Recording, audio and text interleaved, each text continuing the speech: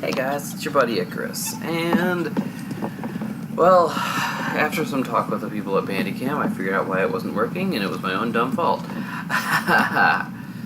So, back to recording again, and right now I'm just kinda hanging out in Dalaran on World of Warcraft.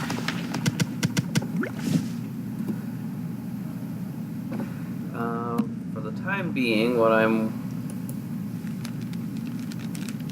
doing is testing something. Please browse my wares. I've been told by people watching my I've been told by people watching my vlogs that it's kind of boring to just stare at my face while I talk, and I agree.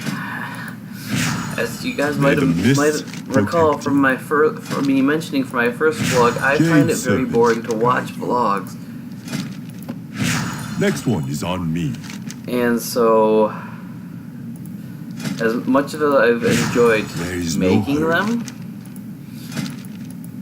I'm just experimenting with new ideas on how to make them still seem interesting, hopefully. And currently the idea is that if I'm just going to talk at the camera, why not still have a game in the background even if the game's not really the focus? Instead, the focus being my voice doesn't have any visual to go with it. So, gotta give you something to look at, even if it's something boring like me doing dailies or setting up my test kitchen. Now I don't get a lot of muscular perch. Looking to buy? And since this little test vlog has World of Warcraft open as the background visual, how about I talk about World of Warcraft, even if it's old news I'm going to be covering? Like it? No? Great. We're going to have fun. Okay, so when I think World of Warcraft, aside from thinking that it's one of the best games on the planet, one thing really comes to mind. That is the constant contention between elitists and casuals, or also between elitists of different types. Because you've got the raiders, you've got the PvP, and then you've got me. I used to call myself a casual. Sometimes I still do, but for the most part, I'm not. I'm actually. May the mists. I've always. If I do have free time that I'm not recording, it's usually, if not always, pestering Kisa for attention, because I'm needy, or playing World of Warcraft. Next one is so I dedicate quite a lot of what free time I get to World of Warcraft. It's just that I do so in ways that baffle the raiding and PvP elitists. Guide you. Because next one is on me. I'm an altoholic. And altoholic, in some people's minds, pretty much goes synonymous with casual. And that's the reason why I called myself a casual for the longest time, and still sometimes do. But no, I'd say I'm an altoholic elitist. I'm the guy who wants to have max level characters in every character slot and wants to have maxed out professions on all of those characters. My sister. And at the end of the day, that's not the greatest idea. You notice the quest's not turned in on the map. That's because of something that I agreed to that makes alcoholics like me sad. Certain characters of mine are kinda married to Kisa's characters. I mean, not like a roleplay sense, more like this character is not gonna progress in this quest line unless he's doing it at the same time as this character of hers, because it's gonna help her out if we're doing it together and she has me to rely on, even though she usually does better DPS than me. The DPS meter in the bottom corner is not an indicator of that. Apparently I was grouped up with a rogue named Smoker Fire for one of my dailies the other day. But, yeah. I can't say much of anything for the PvP or raid elitists. My big brother Sepher, he used to be a raid elitist. I think he's going to get back into that. But I mean, since he started a family, he was basically not as active on World of Warcraft. So that might happen to me and Kisa as well. But as an altoholic, I do solo stuff. If I drop out, it doesn't get in the way of a guild who might be counting on me as their primary tank or healer for raids. And I guess that's really what it comes down to. I grew up playing games with the mindset that games were kind of a solo thing because I was the youngest of 5 boys. And my older brothers, 2 of them weren't even interested in video games, really. And the other 2, I was the annoying little brother. They didn't want to play with me for the longest time until I grew up and learn to pay better attention, I guess. I don't know. Maybe just learn not to do strangely erratic things, which, that's never going to happen. Now, the old news part of this topic was actually, I was going to mention right here, Garrisons, order halls. The Garrison Shipyard. See, as an altoholic, I felt like Blizzard was finally rewarding me, and others like me, when the Garrison came about. While there were so many people who complained about the Garrisons being World of Farmville instead of World of Warcraft, they were a godsend to alcoholics everywhere. You earned 11 max level characters? Well, here you go. Have basically free money and gear. All because of the fact that you went out of your way to level a whole bunch of characters. For those who don't know, the Garrison Mechanics, and this is probably just the nieces and nephews of mine who've only played on trial accounts who don't know, but for those of you who don't know, the mechanics of the Garrison are essentially the same as the mechanics of the current order halls, where you've got followers you can send on missions who can get you stuff. Of course, there's no gear in the order hall rewards, but there is money. There's artifact power upgrades for your fancy legendary Legion weapon.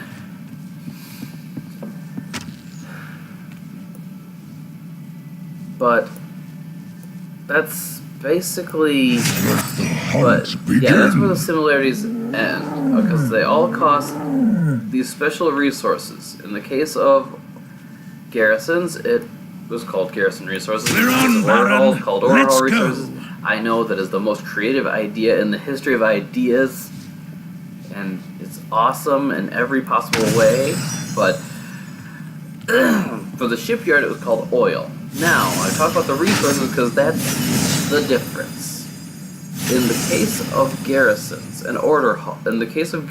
the Garrison resources The hour of battle were is at oftentimes hand. rewarded by I will find the way. certain hour Garrison of missions battle would is at reward hand. you with Garrison resources when you completed them. Usually, if not always, more than the amount you spent to do the mission. This meant that this, in addition to the Garrison cache that reloads on just a plain old time schedule, meant that a single character, essentially they only had to log in for about 5 minutes to check their Garrison missions, loot their Garrison cache, and that was it. It was all set for them. They could move on to another character or just camp in their garrison while queuing for dungeons or raids or trolling trade chat, whatever they want to do with their lives. That was the miracle of Garrisons for Altoholics, because while some people were complaining, there's no reason to leave your garrison, nobody's leaving their garrison, we want people in the world to interact with. Altoholics didn't really want that for their max level characters. They wanted that for their alts that they would log over to level after doing whatever daily stuff they had to do on their endgame characters.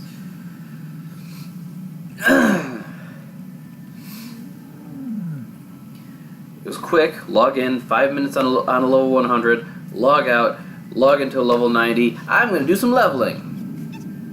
It was perfect. But the people complaining always win, in which case there are more, well, depending on which side is complaining more. And I don't care which side really wins. I'll accept the loss, because I am not the crux of World of Warcraft.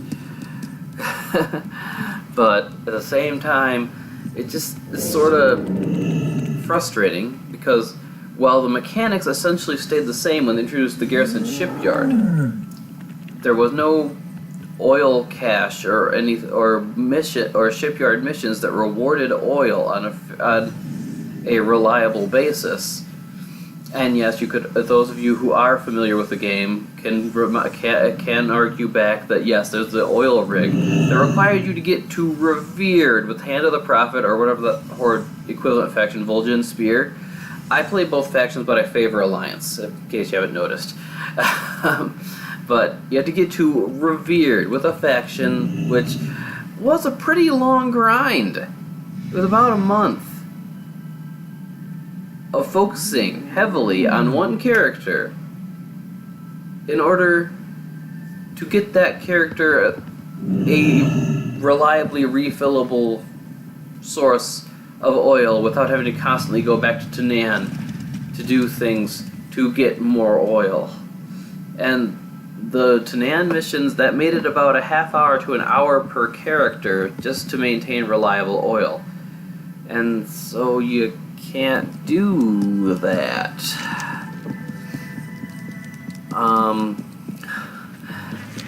And yeah, here in Legion with the order halls, they did the same thing, except now you can't even unlock a reliably refillable Glad to meet you.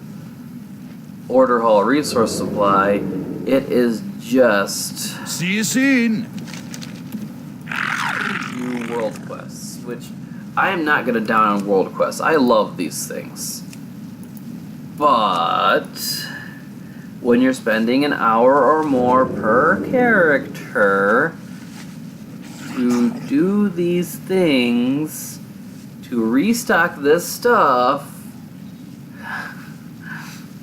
then what you eventually end up having is you can do maybe 3 or 4 characters at max level, unless you just let some of them slide, let some of them fall by the wayside, so that you can still level an alt every now and then. I know this is just a me complaint, this is not everybody out there.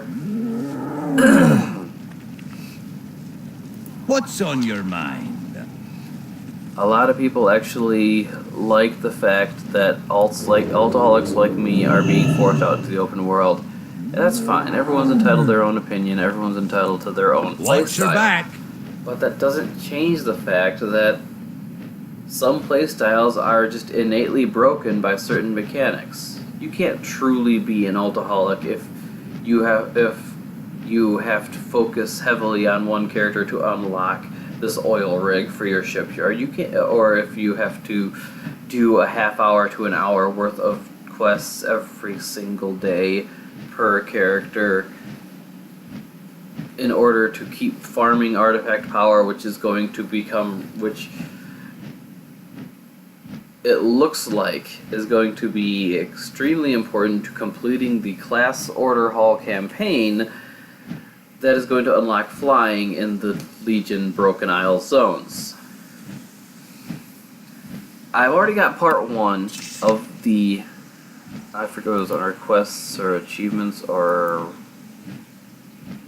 Legion quests. No, really should be under general,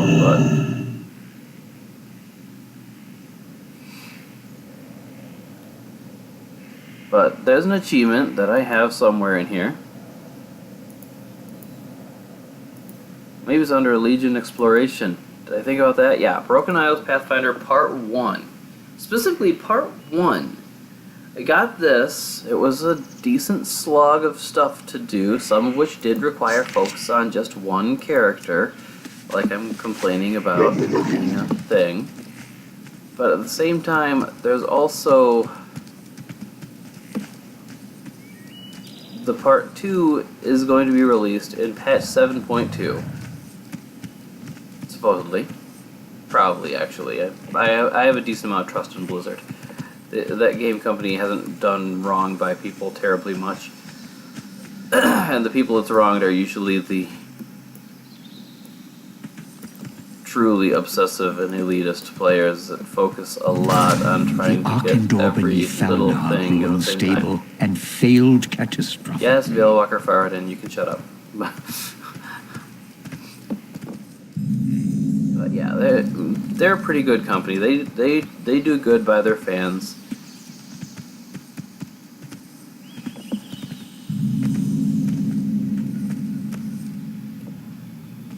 And I took a wrong turn.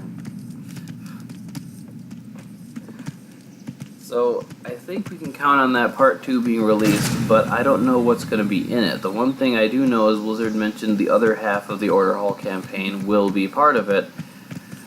But the way it's looking right now, the other half of the Order Hall campaign is going to require not only to do Mythic Dungeons, which I'm not terribly afraid of, it's just that you need to actually find a group for it rather than using the group finder tool for it.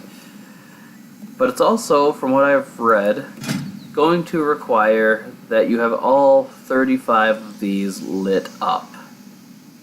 That's a lot of artifact power. I think someone who did the calculations found that that was like 1 or 2 billion artifact power.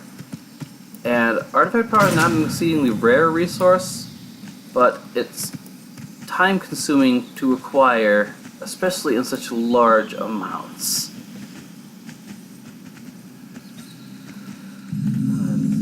This area of the map in particular very much worries me. I wish Kisa and I had progressed to the point where we can get our portals for the zone. There we go. But yeah, I think that's enough for me ranting for one episode. I really just wanted to tell you my feelings about how, for the most part, MMOs just tend to punish altoholics, because if you spread out your attention across multiple characters, no one character is going to be that far. And I've accepted that. That's just kind of a norm. But for a while there, it seemed like Blizzard was going to break the mold and going to reward those of us who level a lot of characters. And then they changed their mind because a bunch of people were whining about altoholics not being forced out into the greater world with everybody else. Yeah. You don't gotta force us out into the world. We'll go out there on our own terms. It's just that our own terms happen to be leveling the next alt. That's it for me. Bye, everybody.